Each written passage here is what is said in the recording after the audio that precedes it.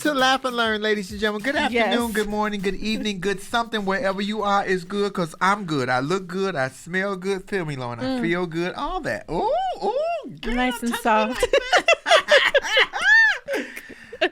Welcome to Laugh and Learn. Yes. Oh, wait a minute. That's Lauren Hogan. Godfrey, we come to get you in a minute. Let's bring on our other partner. Yes, Nick. They need to introduce themselves. I'm Flame Monroe, by the way. Who is this? And I'm Lauren Hogan. That's Lori. Yes. Lori Hogan. Hello, It's Nick. Lori. How are you? I'm doing all right. You know, I'm loving that whole Lori thing. Yes. People are actually starting to call me Lori, so y'all done started something. How was your day, Nick? You ready? I'm ready. Won't lie to you. I'm excited about Godfrey. You know, we've been talking about it all week because I got a chance. I know like so many other people did. I got a chance to check out They Ready 2, and Godfrey absolutely killed it. Nigeria! So it's ridiculous. So Oh my God! And you know he's from my hometown. You know he's from Chicago. I know that. Yeah, I know Ridiculous. that. And his impersonations are literally second to none. He's one of the best. He does a fantastic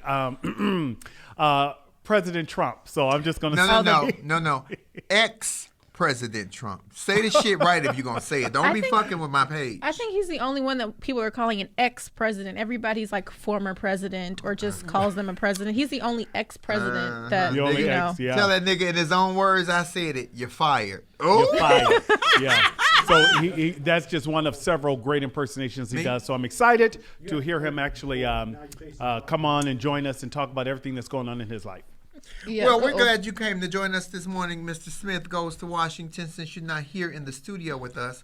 And unfortunately, after this week, we won't be allowed to come to the studio either because of COVID restrictions. Yeah. So they're sending out equipment to me and Lauren, and we're going to have to do it from home or do it from somewhere like you're doing. But me and Lauren will meet up still, We'll be together. Yeah. And when you come in, maybe we'll all do it from the garage, from the Love Lounge. If you've never You know been what? That would be awesome. So starting next Monday, I didn't know that. Was that the announcement you're talking about, or is there another announcement? That's the announcement. We got the news today that today is our last day closing down this studio. And it's going to make me lazy because this is like a job to me. It makes me get up. It makes me dress up and come to work. Because y'all know at home, I'm laid out with a cookie hanging out my mouth and a couple of facial hairs right there because it's my problem area. And So let us know, Flame. Will we get the full Flame effect?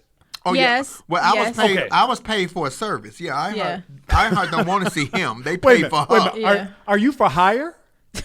I've been a hoe for years. I used to sell dick and titties on the street. Now I sell it on stage. Nigga, if you don't knock it off. Baby, I used to be a hoe on the streets. Y'all said that like it was some shame. I sold dick and titties on the streets. Now we selling it on the mic. Hey. Price is different. The risk got a little different. But it was so much more fun when I could walk up and down the street jiggling. You know what? It's funny you would mention that because, you know, this isn't one of our topics for this week, but New York literally just banned there was a law on the books that you could not be trans walking back and forth down the street because it was considered a distraction or it could be interpreted as solicitation. And it literally, Cuomo just struck it from the books. That was one of my topics. I was going to mention that to you. So now it is no longer illegal to walk in New York while being trans. I didn't even know that was a law. I didn't know that was a law either. You know how many of my sisters is tranny hoes that walk the streets from the 80s to the early 90s? Yeah, but you know, it was often deemed that if one of ample proportions like yourself were to stop and just start to engage with someone, it could be interpreted as wait a minute, go back, rewind. What is an ample proportion? A certain curvature. That's all. You know. So it could be distracting, and people might think that it was you weren't necessarily on your way to church. That's all. Well, kudos to Andrew Cuomo for that, ladies and gentlemen. We have made major strides in the trans community, and I hate to point this out, but I'm gonna have to since I need to, and I don't give a two damn rat's ass about what you think.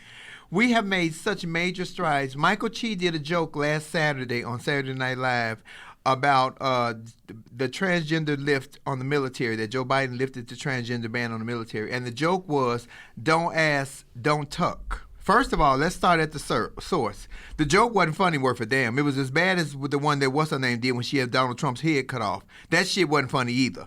Let's start there. As comedians, you have to know what is funny and what is not funny. The joke wasn't funny, but we can't get upset with Michael Chi about saying "don't ask, don't tuck" when Drag Race has had a very successful show on RuPaul's Drag Race called Untucked for 11 seasons or more that is wildly successful. We have to draw the line on what angers us.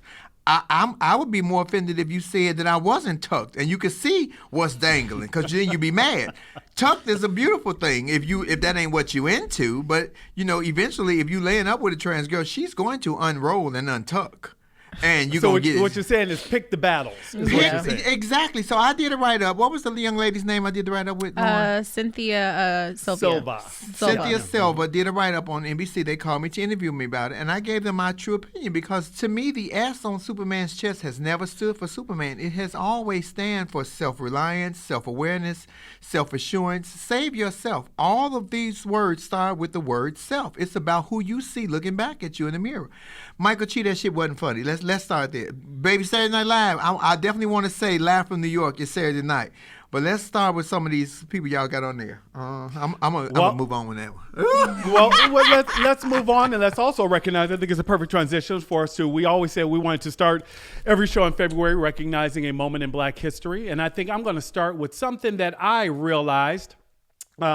And Flame, you already know this, but one of the things that kind of encouraged me and inspired the career that I made in television was Bryant Gumbel. Bryant Gumbel was the first African-American to be selected for a morning national broadcast. It was common to see Black people doing local television, but no one had ever been on a national stage doing a morning show until Bryant Gumbel. So he was the first selected to do a morning broadcast, and that was a big deal, the Today Show. Now we don't think about it because we see Robin Roberts, we see Michael Strahan, we see African Americans all the time. We see my favorite, Gayle King. But so it's commonplace now, but there was a time when that was considered a bit edgy to have a Black face popping up in your living room in middle America, Come here on, I Lauren. am. Because Lauren waiting to say something. I feel her. It's itching. Come on, Lauren. What you about to say? No, I just think that I'm not okay with how many Black, anchors that we have today. Abby Phillips just got her show on CNN. I love you, Abby. Interestingly enough, I was actually at NABJ last year. For those who don't know, it's the National Association of Black Journalists, and they have an awards component to their programming that they have for the weekend. And CNN was, given the award for lack of diversity and not actually having people of color in positions other than, Don Lemon's the only one we really see. So yes, we hear the ink pen, Flame. Yeah, we can hear the ink plant. Yeah. I don't care. Shit, I'm trying to get it to right. What are you doing? Somebody give her a pen. Get it to right.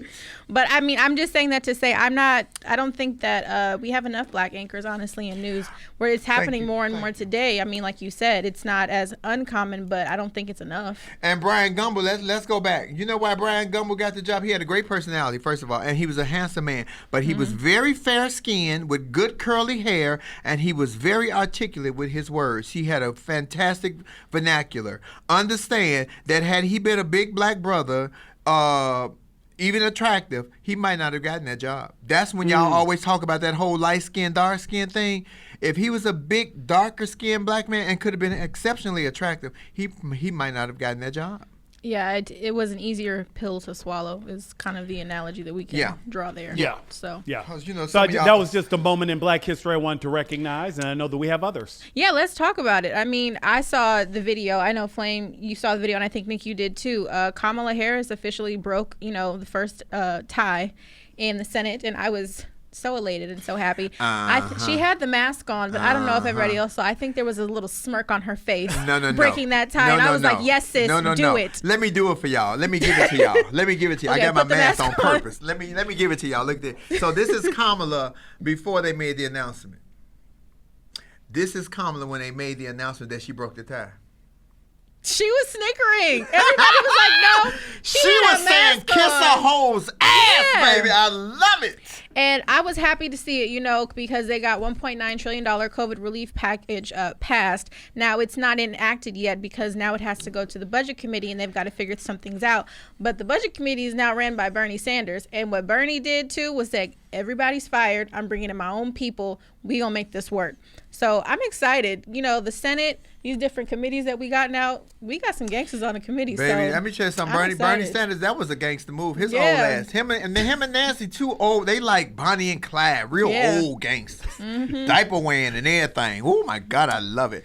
Okay, Nicholas, I have to bring my boy on because he's going to come on and talk. So tell me, because you knew about Godfrey before I told you that Godfrey was coming on. You were a fan because Nicholas loves comedy. That's what y'all know. Lauren does as well. I love comedy, and to be fair, you know, you and I talked about it. I loved Godfrey's show. I think Godfrey, and I forget Godfrey's sidekick, Asian American guy, Andre. I'll call that man boy the wrong name every time. He's not the only one. But he is equally as funny, and they just play well off of each other. They really do. And he has a young woman on there, attractive sister as well from time to time. It's just a solid group. And Godfrey does a great job of blending current events and politics and mixing in humor at the same time. Godfrey also does late at night. So Flame, make sure you ask him about this. What is he doing up at 1 a.m.? There are times when I get up in the morning here, Central Standard Time Zone, and Godfrey is up, him and his girlfriend doing things on IG Live, and I'm like, when does this brother sleep? So yeah, absolutely. Godfrey's a beast. Absolutely. Okay, so we're gonna bring Godfrey on. Nick, you're gonna be rejoining us after the conversation. Okay? I'll see you all after the conversation. I need you to do the feedback on the comments because my blind. Oh, let me put my other glasses. Just shoot me a text, Nick. I got my phone right here. Shoot me a text. We got it, you guys. All right, Nick. We'll see you all right, soon. guys. Okay, so ladies Good and gentlemen, show. we're going to bring on to the stage right now, to the show, my friend, comedian Godfrey. You can see him now. He's featured on Tiffany Haddish's They Ready Too. He is from my hometown of Chicago, and he is as ignorant as I am, if not more. And I say what I say. And he was the host of Tiffany's tour, They Ready Tour last year or year before last when we did it. And he was fantastic. And the first show that I did with him was in Vegas, and I was shook. I was shook by the massive size of the stage. And Godfrey pulled me to the side and said, look at here. Don't think of it like that. Go out there and talk to the first row and get the shit done. 5 shows after that, I killed every last one of them. Only because you gave me such great advice. Hello, Godfrey. What's up? What up, folks? What's up? Okay, Godfrey, this is my partner, Lauren Hogan. Hi there. And you met Nick. Hey, Lauren, what's going on? Your boy, I appreciate his compliment. Don't be flirting with my girl, Lauren, over here either, Godfrey, your black ass.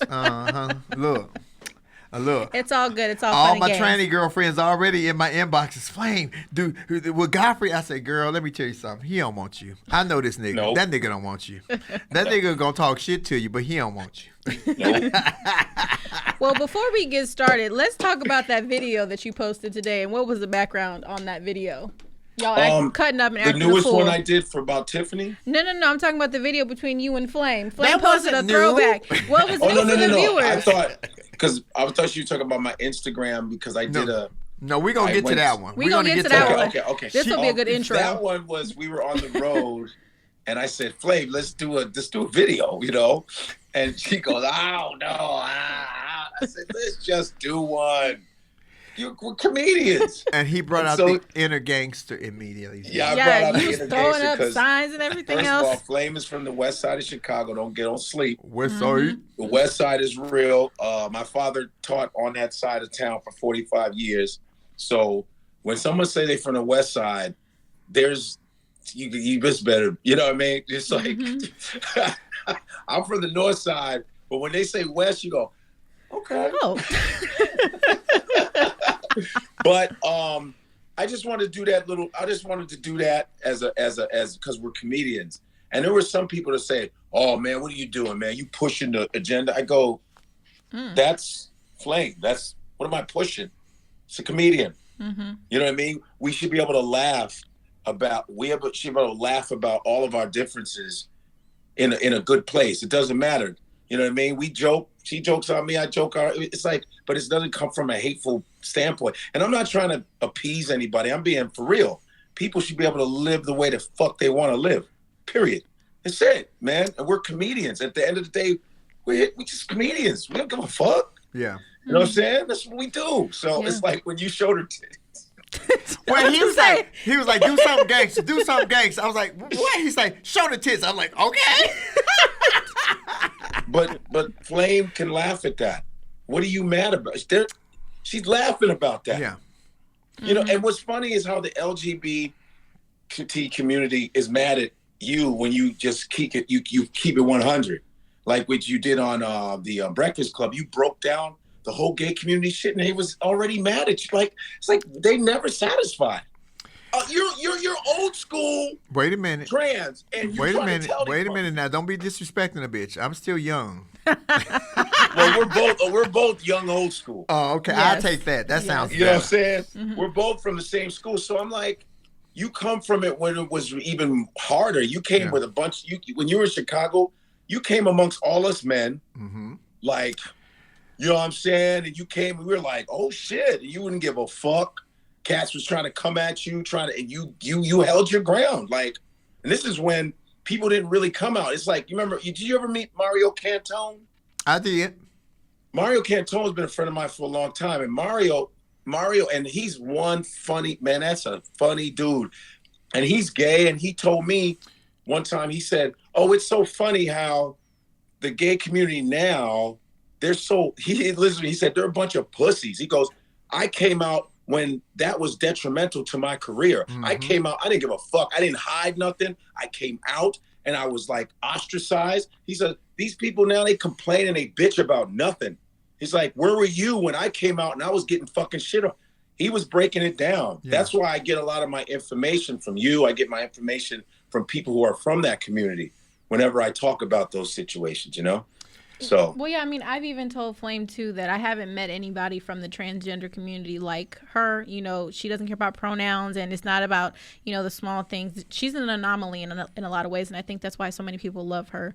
So, totally agree. And he don't care. You say he, she, he goes, I'm all of them. I don't give a fuck. Baby, I say she. He, she, we. Because he cash the check. She make the money we spend. I know exactly who the fuck I am. And don't know checks coming, Flame Monroe. Because he can be a he. Because when he takes on sometimes he's just a he. And then he can be a she. He goes back and forth. So sometimes I'll go he, she, and I go, you know, he doesn't care. Right. She doesn't care. Right. They don't, as long as you respect what the fuck he, she, and we does. It's the she for me because I'm her manager, so she makes the money. So I'm always say she. Right. Well, I talk to him when I need to. So let me tell you, so when me and Godfrey were in the dressing room that night, Tiffany had already come to Godfrey about doing They Ready Too. And 2019. Godfrey was like, I don't know, I'm not sure. I'm like, Godfrey, you should do it. And he was like, there's not enough time. I was like, Godfrey, it's going to be a game changer. Godfrey, all the reviews from yours. Now, Lauren and I were at the show. I was Lauren there. Came to the show, too. We were at the table. Oh, getting the check. Okay. So we knew the elements and the Earth, Wind, and Fire that you was up against outside, all you guys. Because that's what they should have called it. They ready Earth, Wind, and Fire shit. Because it was sirens and alarms, helicopters. And y'all kept y'all. Yeah, I had a helicopter over mine. I remember coming home after coming to the show and going on live to tell the audience that it was so challenging for you all as comedians.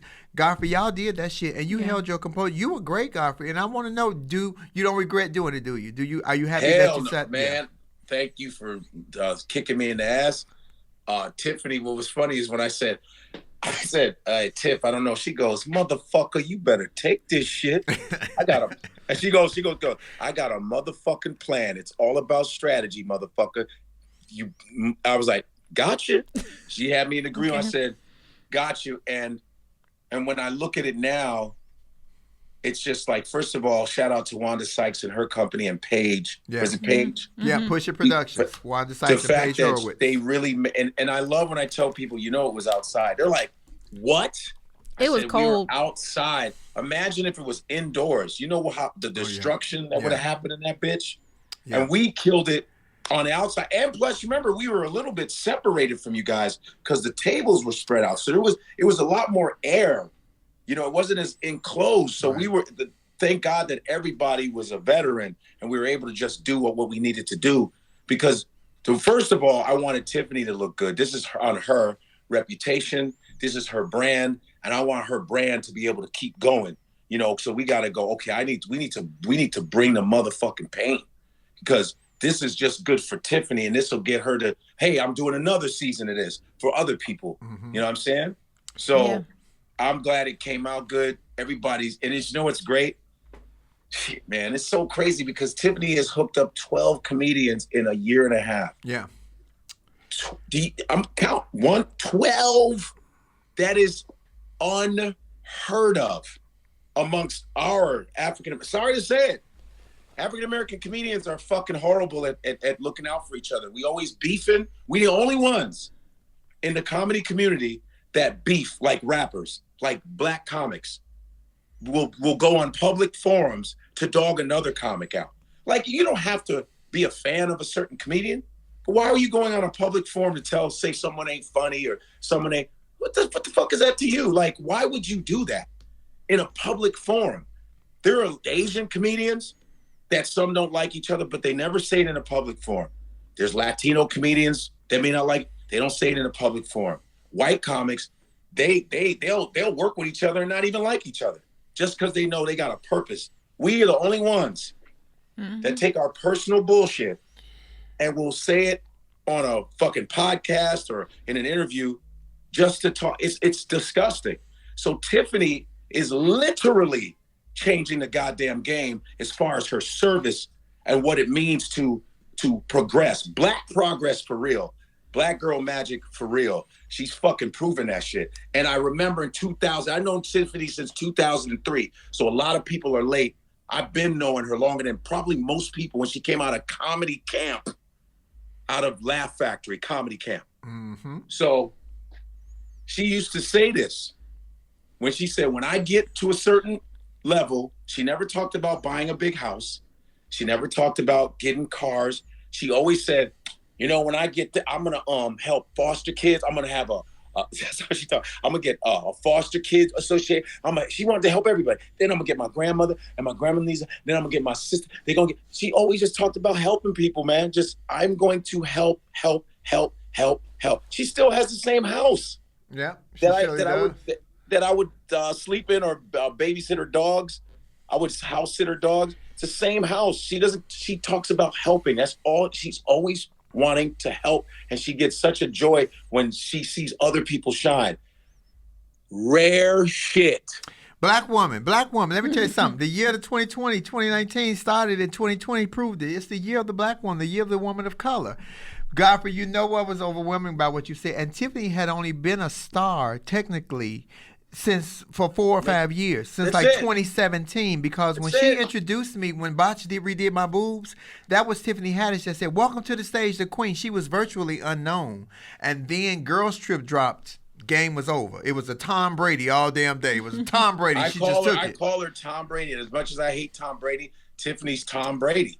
Tom Brady, because everybody's going to score. Yeah. She's going to get the ball to you. Yeah. She got to play. You're gonna score. I don't give a fuck what your talent, what your level is. You're gonna get the ball, and it's not like a hookup. Like, you know, some comics will hook their friends up, give them a little time here, as long as they don't do too much. Tiffany literally is pivoting everybody's career. Like, no, your shit's about to change, bruh. She put us on an international fucking stage. I got people from Germany, because I travel overseas. I got people from Germany, friends from Germany, Amsterdam, Saudi Arabia, all the countries I've been to, going, it's about time, man. Like, inshallah. Like, what? This is what Tiffany did. Yeah. Yeah. And I'm going to continue to say that. And the way and the passion that I have for it is real. She did this shit, man. Cause you acting real aggressive. You acting so aggressive. I'm almost turned on. My God, if I didn't know you. Motherfucking real. No, I'm messing with you, Godfrey. You know I'm messing with you. It's remarkable. This is real. It is. People don't do this kind of shit. Well, Godfrey. Well, let's get into you, though. Well, let's get it. We love Tiffany, but we want to talk about you, though, and some of the inspiration that you've had behind comedy in general. You've been in the game for a very long time. So talk to us about how you got your start, and really what was your inspiration behind you, deciding to take on this career? Well, my start, Flame knows we were all around amateur night around the same time. Shout out to All Jokes Aside. Shout out to Damon Williams. I've known Flame since 95, 94. So shout out to George Wilborn. Ooh. Shout out to George Wilborn. Shout out to Bernie Mac. Bernie Mac, rest in peace. I love Bernie Mac. These were our people that got us, that let us get stage time. Yeah. All of us, Deion Cole, Corey Holcomb, Chicago was like that. D-Ray Davis. D-Ray Davis. Yeah. Lisa Ray. Lisa Ray was Lisa McCoy. She was at the amateur nights hanging out watching surely us. Was. Yeah. So I was inspired in college. I went to University of Illinois. I was a pre-med psychology major. I got my degree in psychology, and I was like, I told my parents, like my Nigerian parents, that I'm gonna do comedy, because Tommy Davidson had come to the college, had done a show at the college. I saw Ricky Harris, Tommy Davidson, and I saw Eddie Murphy. Rest in peace, Ricky Harris. I love Ricky Harris. Yes, I saw Eddie Murphy too. I saw Eddie Murphy in concert, which is fucking crazy. I saw Eddie Murphy, and I was inspired. I said, because Eddie Murphy was our generation. We were like, Eddie Murphy took comedy to a rock star level, not just because Richard Pryor, which Eddie Murphy followed all his shit.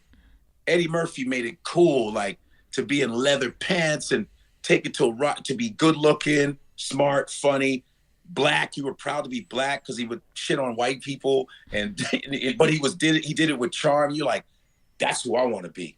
But in college, I wasn't trying to be Eddie Murphy when I was smaller. I didn't think I was going to be a comedian. I wanted to be a baseball player. I played baseball, and football. I was an athlete, and I thought I was going to be an astronaut because I'm a science freak. So I'm thinking I'm going to be an astronaut. I'm going to play baseball, then I'm going to be an astronaut because I had a lot of baseball shit and I had a lot of astronomy shit, And so when I got to college, started studying psychology, the whole nine. I was always interested in human behavior and how the brain works. And then I got real militant too. I got very militant because I went to a very white university, 45,000 students and 800 black students. That was all that was there. Wow. But we had all the fraternities. We had Delta, AKA Sigma, SG Rho, Zeta, Phi Beta, Megas, Kappas, Iota Phi Theta. We had all. And we all stuck together like this. I became very militant. This is all leading to what I was doing. I used to go see the minister, in Chicago, ministers, Chicago. Mm-hmm. I would go see the minister and just to listen to that. And I was into the black history, the African history. I was that dude. I'm still that guy. And so when I was in college, I would always hold, the cafeteria is where everybody's sitting around talking shit, but I was always holding it down, spitting about race and politics but I was funny with it. And then I was like, man, I'm thinking I should do this comedy shit, man. I think I need to do it because I tried to do the pre-med shit, but the one thing I hated was when people tell me to be quiet. Yo, why are you joking? I used to always get in it with my teachers. I'm like, cause you boring. You fucking snap. But I was too vocal. And so I said, I need to try this comedy shit. And the girl that I was dating, it was a rebound chick. I had broken up with a girl on campus. It was a rebound chick. And one day she wrote a bunch of shit that I was saying. I'm not even bullshitting. Her name's Toya Dixon. I'll never forget this. And he gonna say her name. I know, right? You was a bogus ass nigga for that. No. Toya Dixon, I'm giving her props. I'm giving her props because she wrote. You know what's so funny is her daughter came to see me in New York City. Her daughter was doing an intern. The same girl that was the catalyst to me going, you know what? When I get back to Chicago, I am going to do it. She wrote out a bunch of shit that I was saying. Say, you need to do that. You keep talking about doing comedy. When you get back to Chicago, you need to do this shit. And I said, you're right. And her daughter, I saw her daughter 2 years ago at an internship. She came with her friends to see me at a show. How crazy is that? And then I tell her, I said, your mother was part of me doing this whole comedy shit. You know what I mean? And so, do you remember when I was in a comedy team? She would have fucked you up if she would have told you that you was her daddy. Why?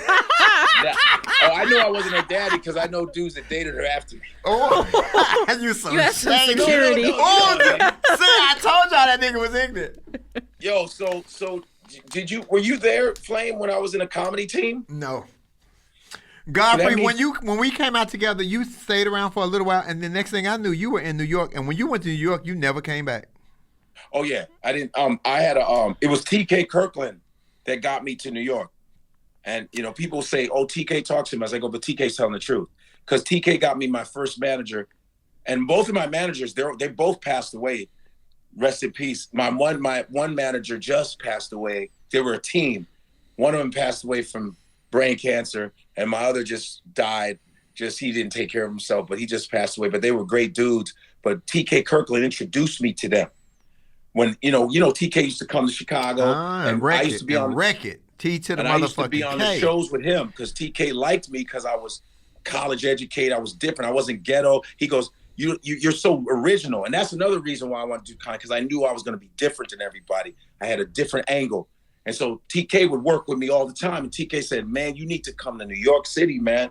I think you'll do well. You need to get out of here and go to New York. I said, all right. So I started just commuting, checking out the comedy scene in New York. That's when I met Tracy Morgan, Dave Chappelle, Bill Bellamy. I met everybody from Def Jam.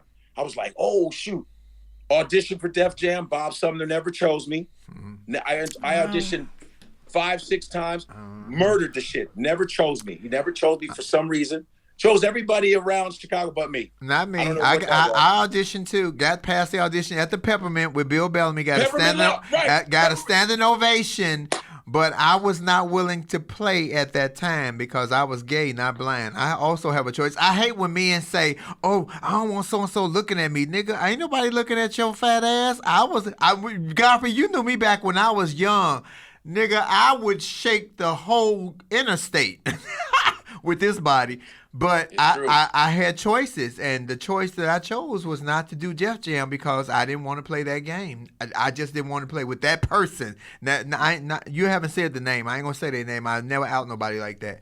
But But I remember the Peppermint was a dangerous place at that time. It was in East Orange, New Jersey. Remember in Netflix, the 25th anniversary when Cheryl Underwood, she's from Chicago too. Uh-huh. Cheryl Underwood went on stage and said, y'all remember the motherfucking Peppermint Lounge? Everybody's like, hell yeah. I was like, it was the scariest place ever. I am not when you got a date, Tina Graham gave you a date, you would think about that date the whole motherfucking year. Mm-hmm. You'd be like, dude, I got a date in in May. I would think about it's January. And I'd be like, damn, I got to do Peppermint Lounge. Good Lord. It was killing you inside because Bill Bellamy, it was 500 people in this big ass, ghetto ass, used to be strip joint, East Orange, New Jersey. It'd be Tretch. It'd be the Naughty by Nature, the Knicks, Queen Latifah, all of them. And Bill Bellamy, if you bombed, Bill would shit on you as you're getting off stage. He would tear your ass right up. in front. And mind you, this is like, they were like dope dealers and drug. And at the time that I auditioned, East Orange, New Jersey was the carjack capital of the nation at that time, which was like 95, I think. So imagine, I'm trans. I'm walking up in me and my girlfriend was real passable. May she rest in peace. She looked like a woman. I ain't never looked like nobody's woman. You always knew that nigga banging. That's the nigga got some beautiful body, some pretty titties. But if you drop them panties, you better duck. Baby. When I tell you, it was so scary. For me to go up in there, Godfrey, I know just what you meant. I was terrified because I thought if I wasn't good, they were going to kill me. Like, for real. And it was like straight fear. That's why it's so funny when I see these black comics now and their clubs, I go, this ain't shit. Yeah. This really, really is weak as fuck. Because you have to understand, we were coming up, it was Bernie, DL, Steve Hart. They were killers. Mark Curry. Oh, Mark Curry. Murderers. Yeah. Like Simply Marvelous. Rest in peace, Simply Marvelous. Simply Marvelous. What? Like straight killers. Everybody murdered on stage. So this shit here now, anyway, not knocking them, but I'm like, you didn't see fear until you came to the Cotton Club or the Click in Chicago with dope dealers and pimps and shit. This is what the fuck we did. So I get on stage, right? Peppermint Lounge. I get on stage, I'm auditioning. Bill Bellamy goes, this next guy coming up, ladies and gentlemen, from Chicago, got mad applause because Bernie Mac was rocking Def Jam. Everybody respected Bernie. So I got up there, and the first joke I did, first of all, when you get on that stage, there's a mirror on the stage, so it looks like there are more motherfuckers in there. So it's like you go, damn, and you turn around, it's just thugs looking at you. Mm-hmm. The first joke I did. Stop. You getting her riled up over here. I started talking about that group Crucial Conflict. Remember Crucial Conflict? They started all that that Southern. They were more they start kind of were the precursor to the Southern hip hop, because Chicago's really Southern. Yeah. And so they did it. Remember that hay in the middle of the barn when the niggas was doing this shit? I was making fun of that, and I fucking destroyed. I tell you, I killed that shit. Oh yeah. And so they kept inviting me to the Peppermint Lounge. I was like, God damn, I got to do this shit again. So I did it about 9 times. Wow. And the one time I got booed, I was getting comfortable because they were used to me. The one time I got booed in that bitch was when this dude was talking shit about me. He said, man, you fucking corny, blah, blah, blah. And I started heating this dude up. But everybody knew the guy. And they said, yo, leave my man alone right now. I said, man, he's talking shit to me. They all start booing me. Like, fuck out of here, yo. And I stayed on stage, right? And as they booed me, remember Scarface? Mm-hmm. Scarface, so I started acting like Scarface at the end when he's getting shot. And I started doing that. They started laughing again. Then they booed me again. They laughed. They said, nah, nigga, get the fuck. But Godfrey, let me ask you a question, because the booing on stage, especially when you're a named comedian, I love what you said about you got too comfortable going. That happens to comedians. That happened to me one time with Comic View. We get so comfortable and we get so complacent that, I got this, I'm going to kill this. I done killed this 7, 8 times. Not remembering that every show is a fresh new show with a fresh new set of eyes on you. You start from zero. You start from zero. And I'm telling you, I learned that lesson the hard way. I didn't get booed, but I crashed into a fucking brick wall. It just, nothing worked. Nothing and that's worked. all right, though. Yes, it is. It was great training, but I learned the lesson with that. We learned our lesson, but, so I never did Def Comedy Jam because I was talking to Kid Capri not too long ago. He said, yo, God. He said, you did Def Jam, right? I said, no. He said, get the fuck. You ain't never done. I said, they never picked me for Def Jam. I was in a comedy team with a guy named Alexander, okay? For like a year. That's right before I met you. And we opened up for Adele Givens. Adele from Chicago too. We opened up for Adele Givens. And I remember we were working with Steve Harvey. And my partner was pissing me off. And I said, I'm sick of this dude. And Steve told me, Steve was in the hallway of All Jokes Aside. That was when he was balding at the top. Okay? Mm-hmm. And he was like, he's like, what's the matter with you? I go, yeah, I'm just, my boy, he's like high and drunk. He keeps forgetting all the fucking lines and shit. He goes, I remember this shit. How much you getting for that? I said, we getting like $100. You tired of splitting that shit? I said, yeah. Cut his ass. And from there, that's when I went solo. Good it was you. Steve Harvey. Oh. Well, look, at least he gave you some good advice, because he better talk to that daughter. Anyway, let me... well, listen. She may listen. I think... She got the skip, baby. I don't know what Cardi B talking about with the WAP. She may not have a WAP, because they might not marry, but they damn sure carried her. I want me some Lori Harvey. Lori Harvey, just mail it to me. I want to borrow it for about 3 days. God damn, she bad. Wait a minute. She got Michael B. Jordan dating black girl. Baby, she got them all turned around. I don't know what she got down there, but the black girl magic is powerful. Godfrey, let me ask you a question, because y'all know y'all hear Godfrey talking shit and he hardcore, real overly top. But I seen a sensitive side of this nigga on live. Was it yesterday or day before yesterday? If you have not seen it, you have to go to Godfrey's page, because I could share a moment that you publicly showed when you were at Times Square and there was a billboard with your face and your name on it. I know that moment just like I'm reliving it. Because I came from Baltimore yesterday. I was doing Magooby. Shout out to Magooby's awesome comedy club. And so we was on the road, me and Andre. So he's driving and he goes, yo, your billboard, because Aaron Jackson took a picture and said the billboard is in Times Square. I said, and if you're a New Yorker, you want to be in Times Square. Those billboards are so beautiful, big. Like, I've seen Tiffany a few times in Times Square. She live in L.A. I go, Tiff, there's a gigantic billboard. And she goes, I always imagined that. I always put that in my head that was going to happen. And she goes, it's going to happen to you. And I saw that yesterday. And I said, and I made a video. It's my newest video. I said, Tiffany, you did that. You fucking did that. You did that. I've been here 20 years and I've never seen myself on a billboard here. I've tried. I've auditioned. I've done this. I did the best. I've never. And because of you, I'm up there. Right up there. Just, that's all Tiff. I said, Tom Brady. she just threw the ball, and I got to score the touchdown. You know what I mean? And it meant a lot to me because I was just in the street like, you fucking did that, yo. And I mean it. It's 100%. Shit. We saw all your emotions. I was just waiting on you to cry. Godfrey, I thought that was beautiful because I've experienced that same thing when I saw that, Godfrey. And then the irony is I was on tour with the Burlesque campaign, and we stayed in the W, right where we ended up staying there. So like 2 months later, I was back there. But I saw my name on that billboard, Godfrey. That shook me up, baby. The man in me cried, the woman in me cried, and all of them. all of you cried? All of us. We was all over there crying like a Groupon. We was all crying shit. But it's such an overwhelming feeling because you like, wow, I made it to Broadway. You know, so many people have been. You know what I mean? Like, and it's so funny because there are people that are from that network were like, we didn't even think of these people to choose.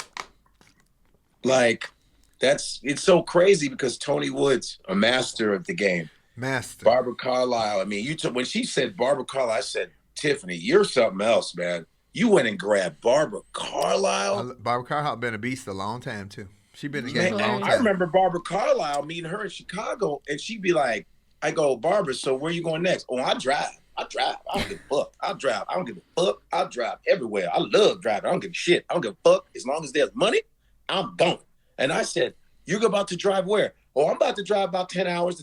She was a road dog, like hardcore road. And Tiffany just had the wherewithal to find, man, you don't meet people like that, dude. That's real shit.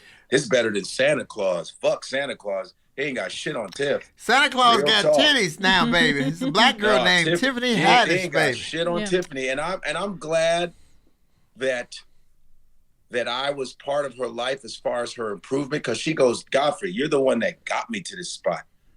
I said, oh, you were just my friend. I didn't know you were going to be A-list. I didn't know you were going to be producing shit. I just helped you because you needed help.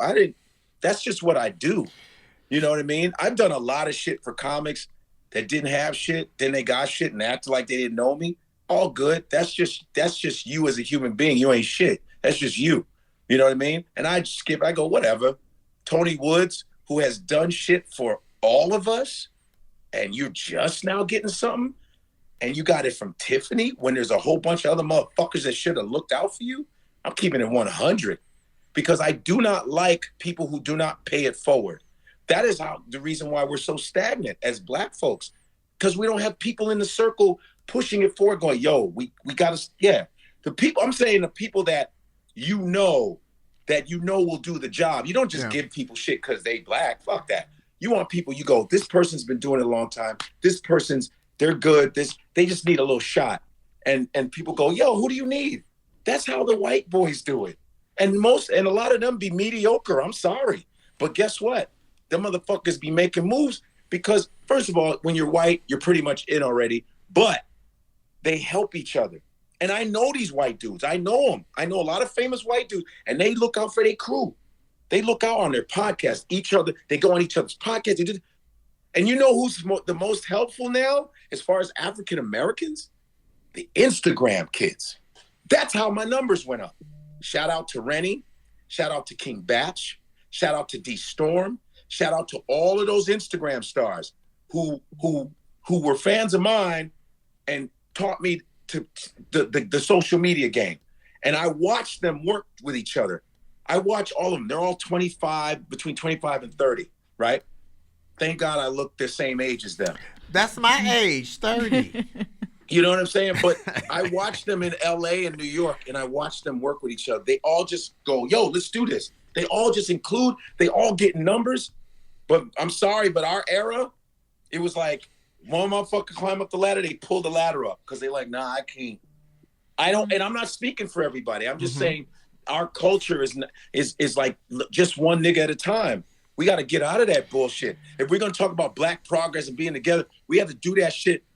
There's some motherfuckers that won't even tag you and give you a little shout out on social media. This is how fucked up it is, yo. You know what Tiff did, though, Godfrey? I think she has opened the door to show more men comics because comedy is still a very male-dominated game. to show more male comics that, you know what, you too can still be successful by giving somebody else a helping hand. Because like you said, a lot of male comics will give somebody, well, you can open for me, you give me 10, but nobody have really pushed nobody to get those hours special. Now, Kevin did great for his camp.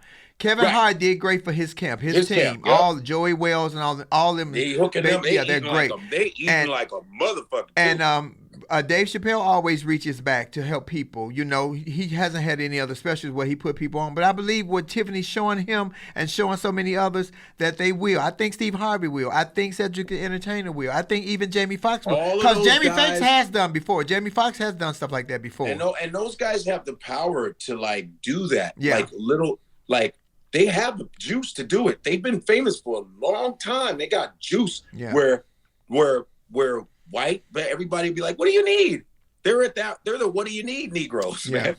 See, I'm still the who's that guy? Like me, it's like this guy. But you know what it takes? You see what it takes though, Godfrey? It takes somebody to say you're okay. Godfrey, we all knew you were a great comic. Everybody who follows you always knew. If they see you laughing, but we knew. But sometimes it takes somebody in a position to say, you know what? This person is cool. They all right. Give them a pass.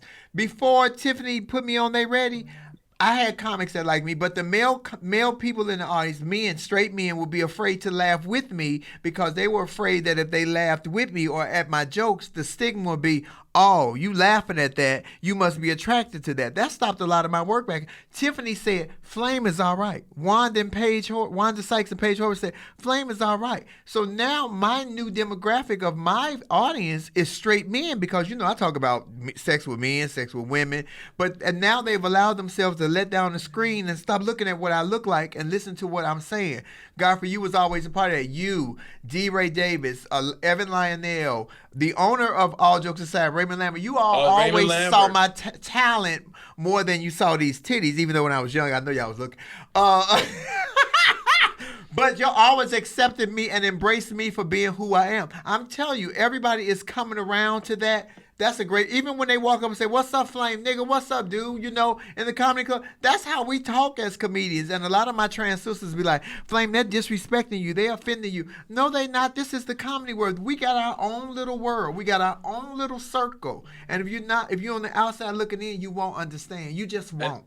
And my thing is this, the gay community will say, hey, you know, we want to be treated like human beings. Well, guess what? When we're fucking with you, you're a human being now.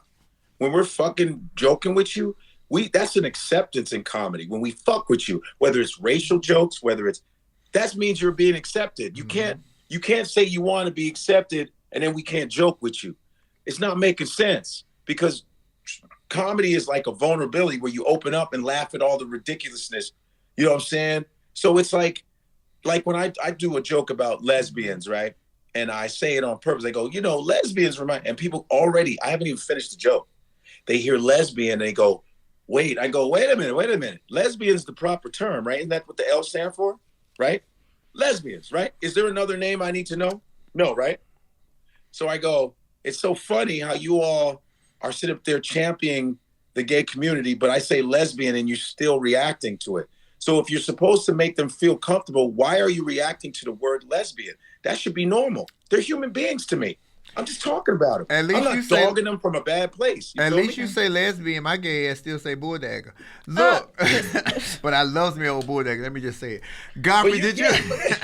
See, you can't say that, Godfrey. I just say that. No, I say lesbian. Listen, Godfrey. So did you see we were talking about Michael Che because Michael Che from Saturday Night Live Michael made the Che, joke. who is one of my good friends. He's a brilliant comedian. Well, that joke wasn't funny. I don't give a fuck what he is. Well, that joke wasn't funny. Let me tell you the joke verbatim. Right. So they were talking about the transgender ban on the military, that Joe Biden lifted the transgender ban and they were going to call it Don't Ask, Don't Tuck, which is, you know, the girls tuck their yeah.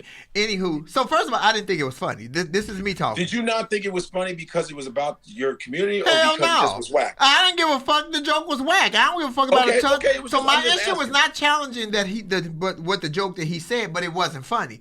And so the community, some of the girls, some of the trans part of the community was upset because he said don't tuck. Meanwhile, they have a show called Untucked about RuPaul's Drag Race. Very, very, very popular show. Great show. Right. I'm not throwing to show up under the bus. I'm showing the hypocrisy of the Right, comparison. the hypocrisy, yeah. right. So y'all ain't said nothing about this show that's been on for at least 11 years successfully. But y'all man, for a joke that he said, and it wasn't even funny. We have made wonderful strides in the trans community. We got a state senator. We have a doctor that was appointed by Joe Biden. We got people in the media that's trans, living openly, and now they're allowed to be in the military. The same ones that's complaining are the same ones that wouldn't go to the military. Because I'm not fighting for this country. I'm fighting with this country because y'all ain't giving me no vaccine. But I'm not gonna fight for this motherfucker. I promise you, I ain't. I will fight a nigga, but I ain't gonna fight no America. Well, Michael Chase, did he do it on SNL or? Yes, he did it on Saturday Night Live.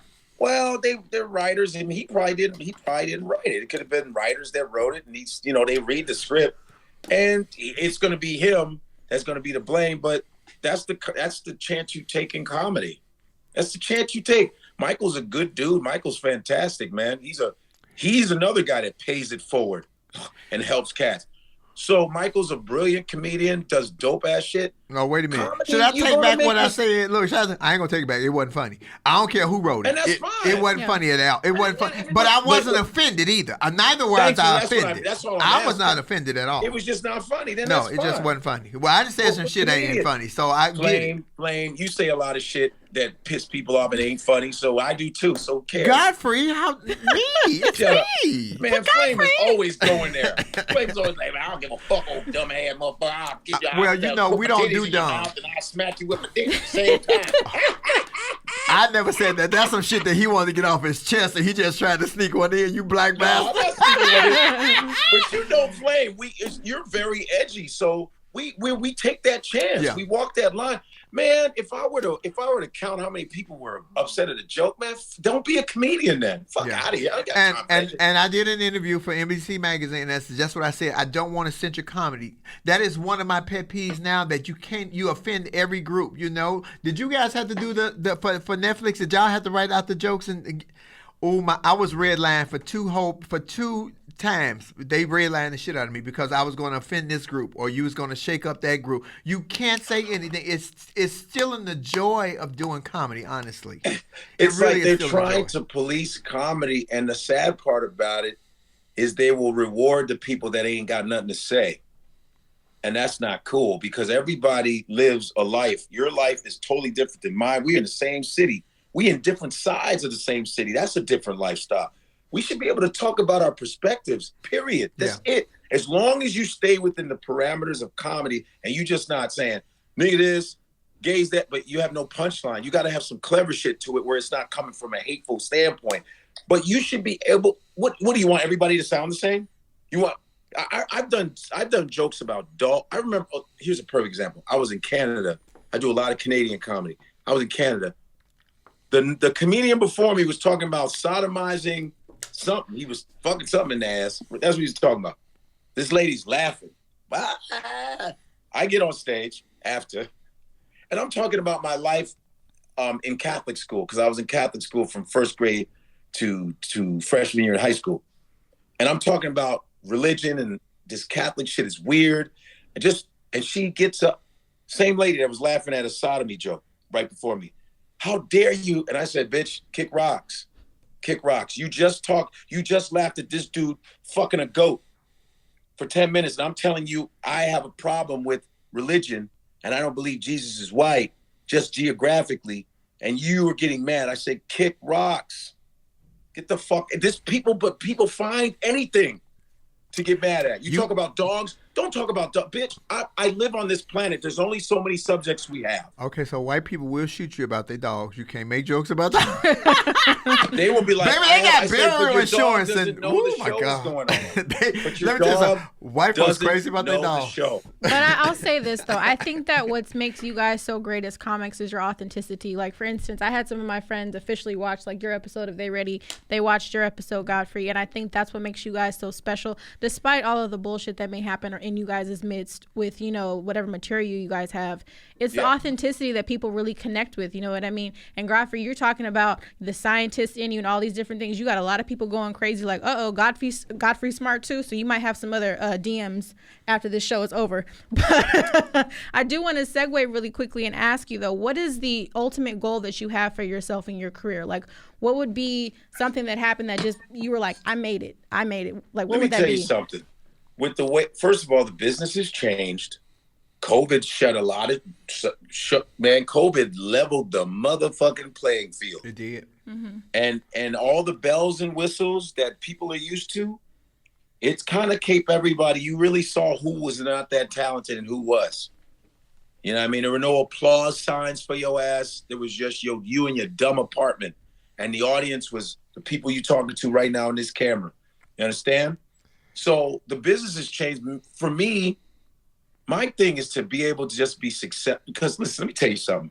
Comedians are all, we either do podcasting, we either act, we either host, we either do sitcoms. There's doors that we can go to as comedians. I just want to be able to go to any door that I fucking want to. I want to be able to create my own shit and be able to do what I want when I feel like it. If I say, man, I want to shoot a film, boom, here's the, boom, you good, let's do it. I want to have the freedom to be able to express myself in my different talents. That's success to me. Without losing my integrity, without someone making me do some shit I don't want to do, that's success. Because people say, well, what do you want? I want to do movies. You know, I'm a Marvel kid. I grew up on superheroes. Who the fuck don't want to be a superhero? Who the fuck don't want to shoot fire out their hand and stand there like, who the fuck? Everybody, even people that shouldn't be acting will take that part. I want to be a tranny superhero. I want to be the first trans superhero. It's coming. You know it's flame, coming. Baby. Yeah. Ooh, I want to know how to rob banks, use your EBT, don't need no pin-up all we grew up, who doesn't want to shoot two guns and slide under a table and boom, boom? We all want to do that. Yeah. Even people that don't even do it right be doing it because everybody wants to do it. I want to be able to do creative artwork. I want to do smart shit. I want to make motherfuckers be like, yo, you want to inspire other people to go, like Denzel Washington. That's my hit. I go, I want to have a body of work like that guy. He can look back and say, I never did no dumb shit. I never threw my culture under the bus. I never dogged black women, ever. I never did any of that. But I still am liked by everyone. You know? You're not going to be liked by everyone. Not that mouth. I'm telling you, in the game, let me share. You are not going to be liked by everyone. I'm a comedian. But that's okay, though. That mouth of yours, I've been trying to tame that mouth. I know you ain't talking shit. Your mouth's worse than mine. Godfrey. So, I've done Godfrey's podcast in New York, y'all. So me and Godfrey got history. We were friends. So I was on Godfrey's show after I did The Breakfast Club because y'all know that was such a big hoopla. So Godfrey, I have to bring this up to you because I know you're very politically savvy and woo-woo-woo. So Lauren, help me with this because I'm going to mess it up. Okay. There is a track team in Maryland. Oh, let me just pull up the article real quick. Unfair. So we got... Wait a minute. I ain't even answered the damn question yet. You ain't even let me answer the damn question. Yeah, so the two trans girls were on the track team, on the female track team, and they got first runner-up and they won. Yeah. Of course they did. What do you think about that, Godfrey? That's bullshit. You're a dude. So you need to be you need to be on the men's track team. Not the men. Wait, hold on. Before we get into it, let's just give some context for everybody so they know. So in New Haven, Connecticut, there's an individual named Andrea Yearwoods. She hears comments usually from adults and usually not to her face, but that she shouldn't be running and that she shouldn't be running against girls even though she is a transgender female. So Yearwood, she's a 17-year-old junior at Cromwell High School, and she's one of two transgender high school sprinters in Connecticut who is transitioning to be female. So she recently finished second in the 55-meter dash at the state open indoor track championship. The winner, Terry Miller of Bloomfield High, is also transgender and set a girls' state indoor record of 6.95 seconds.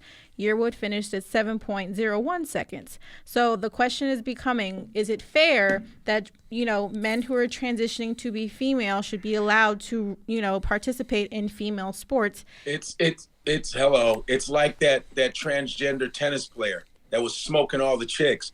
And he was beating up all the girls. And they were like, you got to play in the men's. You're straight. See, a man has strength. That is why females don't box men. That's why females don't play football with dudes. Because we will knock you the fuck out. And you don't have the strength. I'm not talking about mental capability, because a woman can be smarter than a man all day. but physically we're just stronger than you. Testosterone, the whole nine. If you are literally smoking girls and you're a man, because you can go by track times. I was in track and field. Usually a woman that runs 100 meters, a fast woman is about a 10.7, 10.8. Men run track and field 9.8, 9. You saw what Usain Bolt ran, 9.6. There's a strength thing there. That's unfair.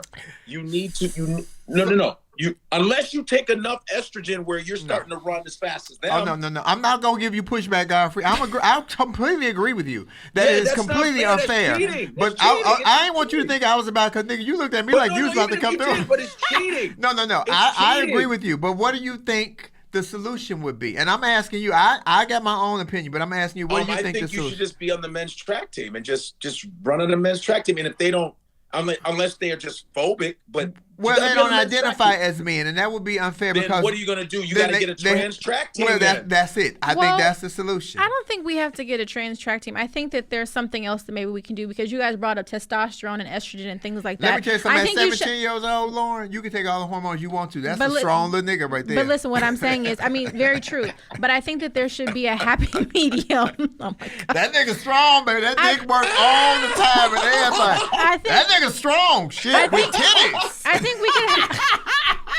I think there's a happy medium. I think that there's a way that maybe you can test levels of estrogen and testosterone to see what's going on in the body. Man. I do, because otherwise you're going to get into a situation of discrimination. Get on. Stop. This is what Flame has been talking about. The LGBT is being a little ridiculous. You run like a man. Get on the. It's like, you know what it's like. I ran track varsity when I was a sophomore. I was running as fast as the upper class. So they put me on there. They go, well, you're running as fast as them. So they move you up. You need to be running with the dudes. Plain and simple, because first of all, it's not like you're a chick and you happen to be running as fast as the men. No, you're a guy. And you're a trans woman, but you're a trans woman. It means you're a guy.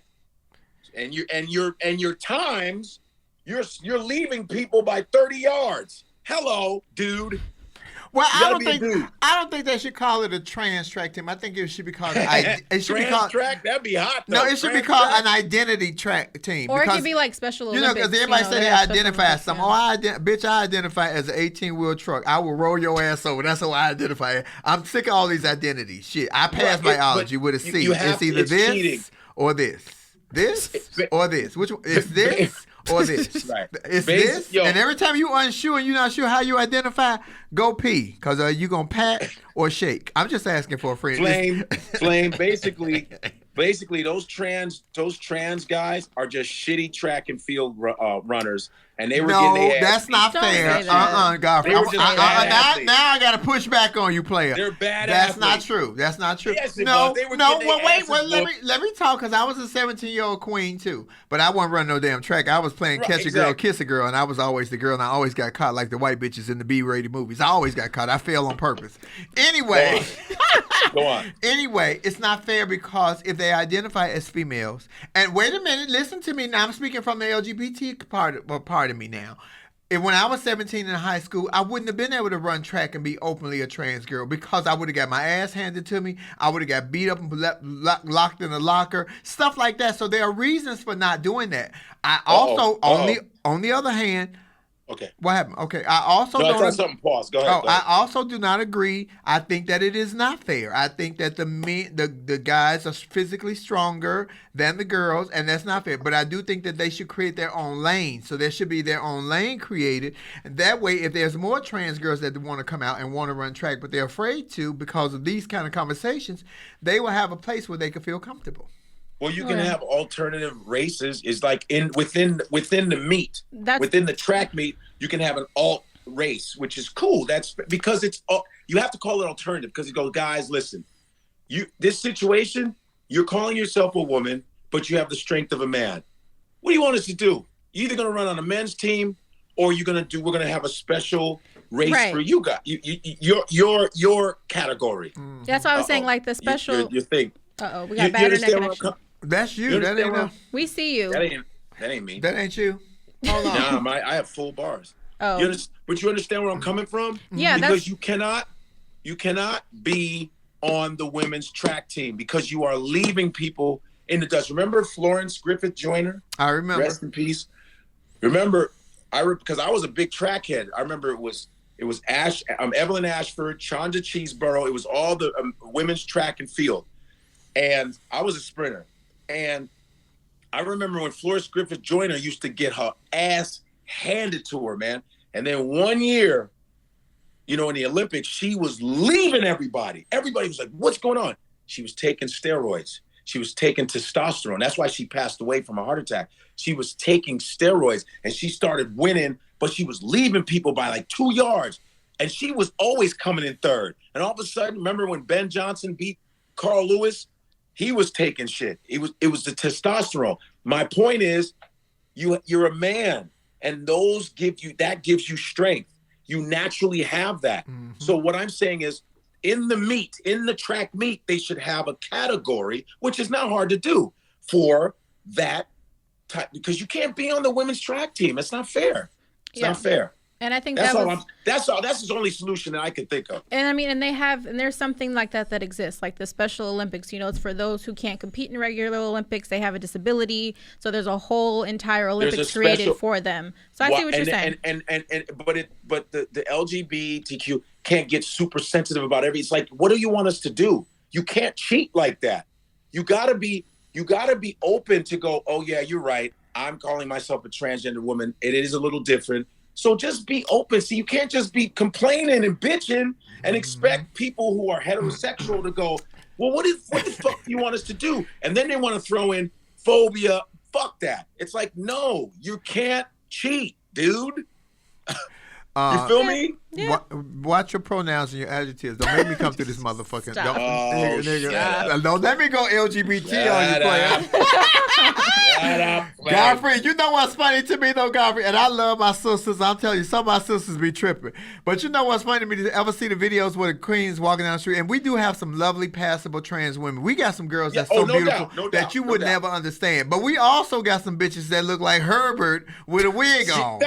So I'm just saying, and bitch, if you know you looking like Herbert with a wig on and you walk down the street and some guy walk past you and say, what's up, dude? What's up, man? Then you get mad. Y'all going back and forth, back and forth, back and forth. Then you finally snatch your wig off and say, don't disrespect me. I'm still a motherfucking man. Well, ain't that how the argument got started? You should have just rolled with it from jump and just But it's so funny how people are just walking contradiction.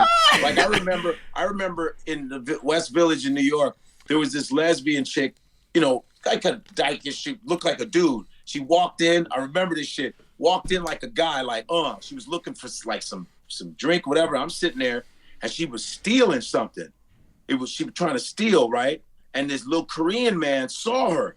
So she tried to run out. That Korean dude caught her ass, said, you try to take, you have to pay. So she's like, I'm thinking she was a dude because she looked like a guy. And so the Korean man had her and was stronger than her. And he goes, you can steal. And then they were like, what's going on? What's going on? He tried to steal. And then it turns around and goes, I'm a girl. Let me go. Oh, and everyone's like, oh, now you a girl. Oh, now you a girl. Now you, you know what I'm saying? I'm like, yo, you want to be a girl because you got caught and this guy's stronger than you. I just see so many contradictions. That's why I don't get involved in a lot of these conversations, because people sit up there and purposely not try to understand. People have to understand a heterosexual's confusion sometimes. Like, okay, so what do you want me to do? What do you want me to call? I mean, stop getting so mad. I understand heterosexuals were the bullies. The heterosexuals were the bullies. I get that. But in this new day and age where we're supposed to be open, the people that are complaining, you got to be open to my confusion. Like, okay, so what do you want me to call you? I don't know. Yeah. What's up? Mm-hmm. Don't get mad at me because I get the term wrong. I mean, are you fucking kidding me right now? As long as I let you be who you want to be, don't get mad because I got one term off. Now you're fucking getting too picky. You feel what I'm saying? Because I want to be able to address you the proper way. But don't get upset because I don't remember, because I've been living on this planet for this long and I use these words and now all of a sudden I'm supposed to learn in one day. Stop. You know, that is why I take my compliment from you guys, because I'm very let me tell you where it starts at. It starts with you. Godfrey, can't nobody call me nothing and it affect me if I know that's not who I am or what I am. I don't care what you call me. And I know that takes time, especially when you're young, depending on how you were brought up or where you... Y'all know I'm good in the projects. I was hardcore, thug-ass nigga anyway. But my feelings would still get hurt being called names and woo-woo-woo. You know, you have to learn to separate what is matters to me. You know, somebody walking past me, especially if you don't mean nothing to me and I don't know you, I ain't gonna never see you again, you a stranger. Well, what the hell are you? I'm not going to even answer you because, nigga, I don't know you. But if it's somebody I know, love, and care about and they hurt my feelings, because I do have feelings, I know y'all don't think I do, but I really do have feelings, then that bothers me because I'm like, dude, talk to me. I am such an open, transparent person, and God's been on the road with me. You can talk to me about anything. Yeah. And it's great because you keep it real. That's why I get better at it. Because I go, and you know what I do? I use you as a reference. I go, Flame said that. Flame said it. So don't you fucking tell me. She broke it down to me, and I know what I'm talking. Because I'm not into offending people. I don't want to do. I want to know what. Okay, what do I need to know? Okay, cool. Thanks. Okay, thank you. I need to. Just tell me, not just go off and. Enough. Yeah, and respect don't even have to be demanded if you treat yourself a certain way. When I meet people, I don't walk in with my head down like I'm scared to talk. I walk in the room like I own the damn room, and people treat me accordingly. Now, if you cross the line, I know how to cross the line back. Exactly. But is it worth it to me? Is it even worth it to me? You know. Right. What is the old fable? When it's two people arguing, they don't know which one is the fool. Sometimes it's not even worth giving somebody a clap back. Like, nigga, I don't know you. Fuck you. You're broke ass. You know, and you funny looking. Baby, you know, I'm Netflix, nigga. I ain't no broke now. We Netflix now. Shit. Hold on, player. I love it. You know what I mean, Godfrey? Sometimes some things don't even want like what you were saying about the black comedians going after each other. What is that profiting us as comedians? We both male comedians. We might be on the road on a tour together. You never know who you're gonna get thrust in the room with. We got to get past some of that shit so we can all work. So we can all work. My friend even said it. He's a white comic, very, very funny dude. And very honest. He goes, hey, Leon Rogers. Who? Leon Rogers, Chi-Town. Oh, Leon. Oh, that's my dude. Where's Leon? Leon ass. Leon, Chicago. Yo, let me tell you something. I had my white comic friend. He's always on my lives talking shit. He said, what is up with the black comics? All you guys shit on each other all the time. Every time I'm with some black comic, they're shitting on another black comic. I just sit there going, what the fuck? Like, all you guys, what is that? And he kept it real. I said, man, I'm going to tell you, Adam, this shit is whack. He's like, white guys, I mean, we may not like each other, but we'll be like, work with each other, write with each other. We don't give a fuck because we know we have a purpose. I go, I'm trying to get that into the fucking head. I said, but that Tiffany Haddish, woo, boy, she changing the fucking watch. She gonna change the playing field. Really, I think as far as her people's thought processes. And Tiffany told me she got some hater shit. I'm not naming the person. I'll tell you off. Don't do it. Don't do it. I'm not going to say anything, but they just were like, Godfrey, why are you doing what you're doing? I want to ask you a question, Godfrey, as a male comedian, because I was looking at a thing this morning. I wanted to pose this question to you about some male comedians saying that they would never wear a dress for a show or for a skit or for a bit. How you feel about that as a straight black man? How you feel about the whole dress thing? Yeah, I wouldn't wear one because it's not about, and people want to go homophobic. No, I'm not taking that. No. I'm just talking in general. It's not about that. It's about symbolism. Black people, African Americans, Caribbeans, they're all in the same boat. We have a lot of repair that we need as far as what people see us as. You know, it wasn't that long ago that we were wearing blackface and we were cooning, and we had to do this. Step and Fetch It, Louise Beavers, Ethel Waters, all the black folks that tried their best to show dignity had to be servants. We're still on this cream of wheat box, bro. We're still on Uncle Ben's. We still got black symbols on fucking food. So wearing a dress has nothing to do. People want to say, "Oh, what's wrong with wearing a dress?" I say, you're not understanding, because you're not educated on this shit. And I know the history. There's a very good book you should read called "The History of Blacks in Films." Mulattoes, Coons, Bucks. Mammies. It's by Donald Bogle. It's our image. Black manhood is very important to me. All right? Very important to me. You have to understand that this country has always tried to destroy black manhood. Is there a reason? Is there an accident that black men are in jail, incarcerated? A lot of them not even doing the crime? Is it an accident that majority of black men are in fucking prison? Is it an accident that welfare, in order for a welfare mother to get money, the black man has to be out of the house? I mean, is it an accident that white cops kill us right on the spot? Is that an accident? I mean, black women get killed too, and I don't want to leave you all out. But is it an accident that we are always at risk, black men? So when I say Denzel Washington is my hero, I mean that shit. Denzel will never do no shit like that. You can, and for the guys that do it, it's an artistic thing. If you're an actor and you want to do that, that's your business. But I'm not doing that because I can do a lot of work. I can be funny without putting on a dress. I don't feel comfortable doing that.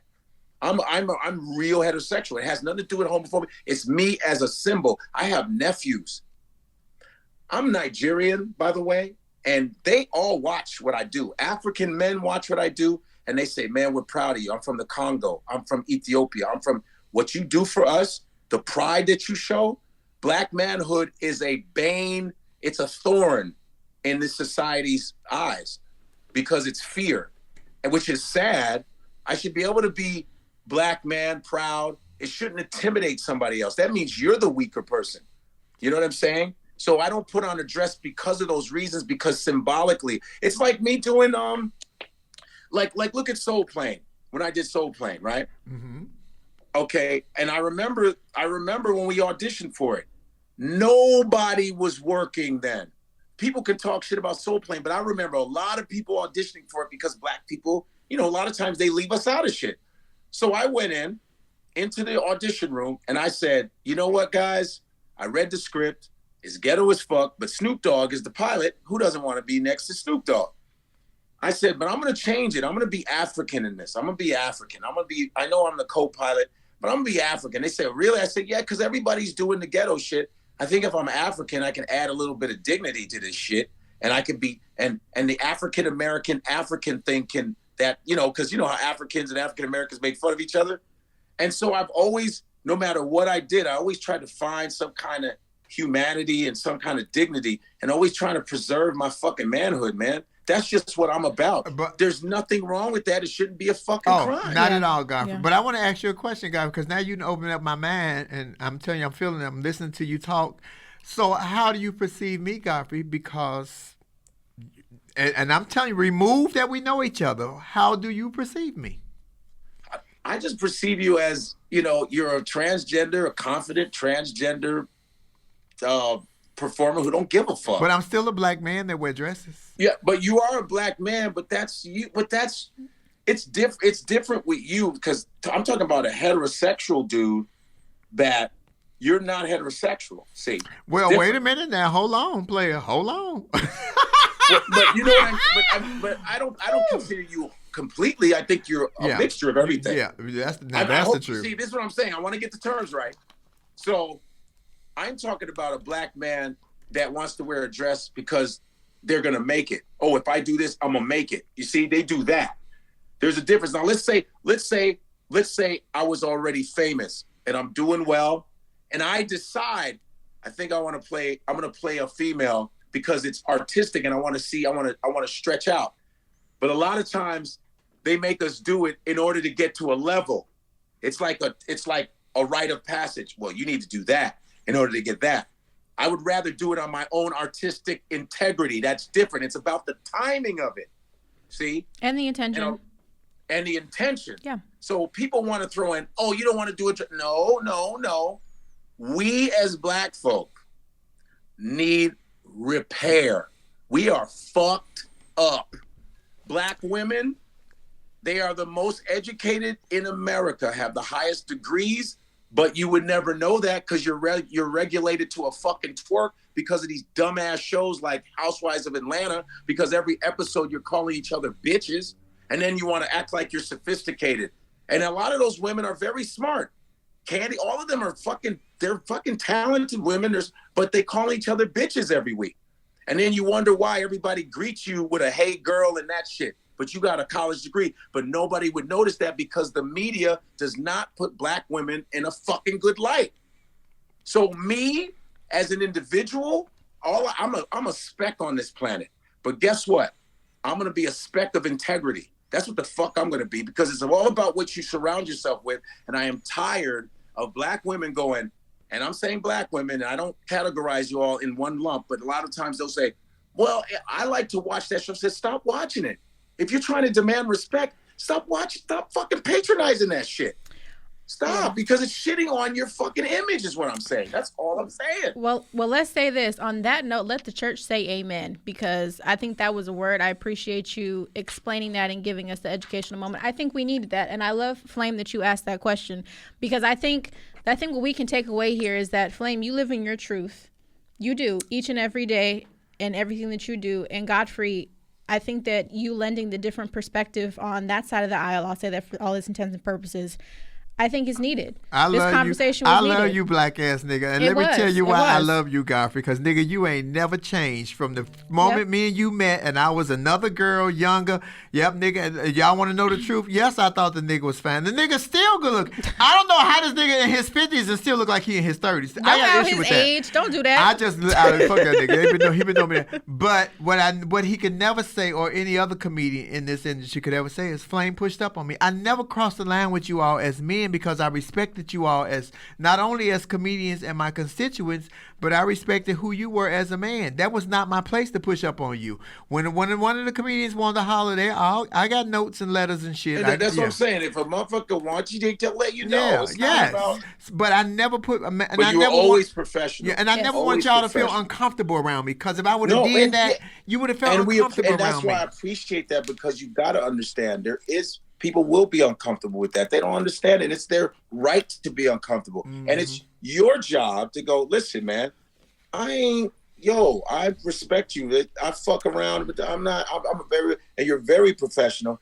And the thing that I like about you is that I understand shit better. Every time I talk to you, I learn something new. I go, all right, bet. Okay, bet. And that's important. You keep it 100. Because you come from a heterosexual perspective. You come from all the perspectives. But you come 100. You don't go, no, but you go, nah, motherfucker, listen. It's this, and it's this.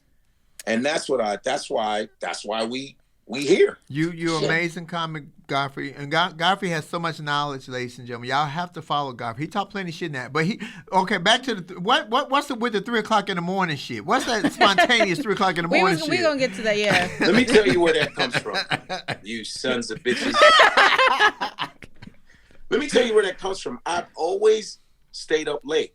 In college, 18, fuck that. I used to watch Johnny Carson, so my father would always get mad because I would stay up late, 13, 14 years old. So I've always been a night owl. I never went to bed early. Fuck all that shit. I've always been late. And so I said, about 3 years ago, now I'm gonna start really embracing the social media. And so when I get off stage, I would be on late, because I was always getting off a stage in New York. We stay up late. And so I'll start I'll do my lives. I'll be with some female chilling, boom, boom, boom, But this 3 in the morning is normal to me. I go to bed whatever. I'm not telling anybody. I like when people think I don't go to sleep. I go, whatever, but I stay up late all the time. And guess what? Why is everybody thinking American? Do you know how many people are awake in other countries? Hi. I talk to people in the UK, Australia. People are up. We're not the only time zone. That's real. No, that's real. And Godfrey, we just have to really just thank you for coming on here, dropping knowledge bombs, talking about yourself, you being a scientist, just your background. We really, truly appreciate you. We had a great, I think, authentic conversation. Yes, we did. And we're going to get some great rave reviews on this. So, but before we let you go. Uh-oh. No, we are. We definitely are. I'm looking at the comments as you guys have been talking. And he's in 190 countries right now. Exactly. While he's on here with us. He's on Netflix. That's one thing we want to ask you. What can we expect from you? What projects do you have coming up? Like, what's going on? Just give us some insight. Okay. Well, I have my podcast, which Flame was on, which was awesome. In Godfrey We Trust. It's on the Gas Digital Network. Also, you should subscribe. Use the promo code Godfrey. You get 2 weeks for free. And it's also on YouTube. You go to Godfrey Comedy. You can actually see some episodes to see if you like it. Press the subscribe button. The podcasting is going good. I haven't changed my goal at all. All right. I've been even during the COVID, I haven't missed a live yet. I've been on live every single night because people were like, thank you for just doing that. Because you got us out of this COVID just being there. So I do my lives every night. Also, I have a show which is on Kevin Hart's network and Pluto and Peacock. It's called In Godfrey We Trust. Me and Ruben Paul, another awesome comedian, created it. It's like a ranting show, a green screen virtual show, just talking about politics, Black history, all kind of shit. It's called In Godfrey We Trust on Pluto, Peacock, and Kevin Hart's. Is it LOL Studios now or LOL Network? Either of those. Yeah. It's on those streaming networks. And also, I finished the pilot with over the COVID. I finished the pilot with some people. So I got that going on. And also, I still travel and doing live shows this week. If you got, is this showing? This is live, right? This is not, but it's going to re-air on Thursday. Yeah. Okay. Well, I'll be in Vegas doing a Laugh Factory in Vegas, and also on Sunday, Valentine's Day, I'm at Zany's in Nashville, Tennessee for one night. 2 shows, one night. Nashville, Tennessee.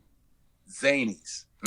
Well, I just want to personally say thank you so much, Godfrey, for coming on. And let me tell you, so me and Godfrey reconnected on the tour with Tiffany, and I ain't gonna let that nigga get away, y'all. He's mad. He belonged to me. I got that nigga locked. Godfrey, you're so great. I'm so proud of you, and I'm so happy for you. Tiffany Haddish, you know we love you over here. Thank you so much for just opening up doors. This is our squad. It's like, this is our squad. We got our family, our circle, and it's dope. And I just see, and your life is, you're doing so much great shit, man. And so I really feel like I have a family of people now, finally, like, oh, I got people that look out for me. Shit, this is great. I know, wherever I'm at, I'm going to talk good about them. Wherever they're at, they're going to talk good about me, and just keep that going. That also counts too. So you're family like a motherfucker, and I appreciate you. You know you the man, Godfrey. We adore you over here.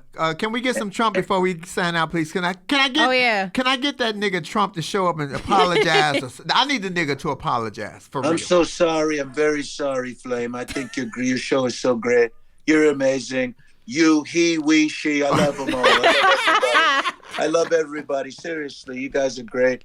Tiffany is amazing. She is Tom Brady. Definitely Tom Brady, because Tom Brady was a Trump supporter. Oh, love it. You bad. We love you, ladies and gentlemen. Godfrey, so Get Ready Season 2. Please watch it on Netflix. Thank you, Godfrey. Please follow. And everybody better be following me after this, boy. Right. Oh yes. Them numbers better go up. Yes, indeed. Yes, indeed. Thank you, my Godfrey. Good God, Yes. that was a great interview. Good. Bring Nick on so we can say goodbye to Nick. Okay. Ladies and gentlemen, thank you guys so much for joining us here at Laugh and Learn today. This is our last day in the studio. Don't ask me what it's going to look like next week. We'll be here. I don't know what it's going to look like. But I don't know where. That is what I'm talking about. Yeah. That was awesome. Yeah. That was awesome. It would have been a little more awesome if you would have been like right there. No, y'all don't need me. You all definitely do. Let me tell you something. Too many cooks in the kitchen. What does it do, Flame? Wash the meat, because that's something you don't do. See, exactly. I'm like, oh no. Listen, I want to go back because I know we need to wrap up. It was a great show, but this is what we talk about, how we always try to have guests who bring a different perspective, who make us laugh, who make us learn, because it's all about that engagement. The comments were going crazy. Godfrey said a couple of things that I just think it's necessary that we go back to and just circle back on, because this will definitely be in the show. We know that Godfrey talked about he's not a speck on this planet, but he's going to be he's just a speck on this planet, but he's going to be a speck with integrity. And I think that's what we all strive for. And that's just one of the many nuggets that jumped out at me. Yeah, I think overall that it was a conversation that needed to be had. And I think what was so great about it, too, is that truly was 2 different perspectives. And although you guys were friends, you still had a very organic conversation about societal norms, stigma, and, the variety of things. So like I said, I think this is going to be a conversation that's going to engage quite a few different folks of different communities, different backgrounds. And Flame, I think I'm just going to say it. That's yeah. another reason why I love this conversation, Lauren, and why I love Flame. I never know what Flame is going to say. Oh, it's clear that never. somebody else Flame has known forever. Right. Where people think, oh, you all agree on everything. I'm like, have you met Flame? Right. Trust me, you never know. First of all, Flame disagrees or does not like something I have to say. Oh, she's going to let me know in the moment. Mm-hmm. And that's part of, I think, Flame just being Flame. But you and Godfrey had two very different views on so many things, and you can still be friends because, Flame, this is what it's all about. We are not trying to get anybody to change their mind. We are simply trying to get you to use your mind. So you have to have one in order to use it. And Flame with me, you're going to better have one because we pride ourselves on having the smartest listeners on the internet. The Flamettes and the Firecrackers and the Loungettes and the Vouchettes are the smartest people on the internet. This is why Laugh and Learn is successful because of you guys. Definitely. And what are Flame, your I cannot wait to thoughts? see you at Zany's in Nashville. It's an awesome space. I love Nashville, Tennessee. You will kill it there. Kill it. Zany's, run my check. She is right here. HeSheWeBookings@gmail.com. Run my check. Hello. Thank you guys so much for joining us. We are moving to a different space next week, but we will still be here. This show will drop and air on Wednesday night, midnight this week, midnight. So we appreciate you guys. Please follow Lauren Hogan at I am at Lauren Hermione H on Instagram, and I also have a YouTube channel that you can subscribe to and see all of our Laugh and Learn episodes there. Nick, where can we find you? No, I'm gonna let Flame do it. No, you see how Flame just said, you can find Lauren at right. You know I don't know. Right, exactly. It's okay. Like, it won't be said, okay? We bait each other. You can find me at Flame Monroe, Flame_Monroe, Monroe Flame, and Marcus Flame Monroe Park. All the names. That's what the check come in, Marcus Park. Did you hear me complain about that? I don't give a. It can say Mr., Miss, Ms., Mrs., understudy, all that. As long as that bitch clear at Wales. Thank you very much. Well, I would say thank you guys so much, right? And we'll see you next week. Nicholas, you haven't told us where we can find you at. He did. You were talking. Oh, did he? Yes. Running that mouth, Lauren. That's what I'm talking about. I was listening. I heard you. You got me, Lauren. That's why y'all here, always. because I'm running my mouth. That's why they here. Thank you so much. Before we go, quickly though, because we will not have had the show before the campaign next week, right? Do we have time to promote that? Yes, the campaign airs this Saturday at ahf.org. Please go to ahf.org. The show will be live streamed at 5 p.m. Pacific Standard Time, 8 p.m. East Coast Time. If you miss it live, they might censor the music after the fact. It's free, okay? It's free. One more time, it's free. Just go and download it. And if you want to donate to AHF, it's a great place to donate money for HIV and AIDS awareness. It's gonna be a beautiful show. Y'all get ready because y'all don't want to miss it. And they got me dancing and shit. Oh my God. And this weekend, Lauren and I will all post a link where people can get that information so that they can do it. All right. Yes, sounds good. Thank you guys so much. We love and appreciate you guys. Remember to laugh and learn with Flame and Nick. Thank you, Miss Cassie. We got our mask. Thank you, Cassie. Mm-hmm. Nick, you ain't got one because you're not here.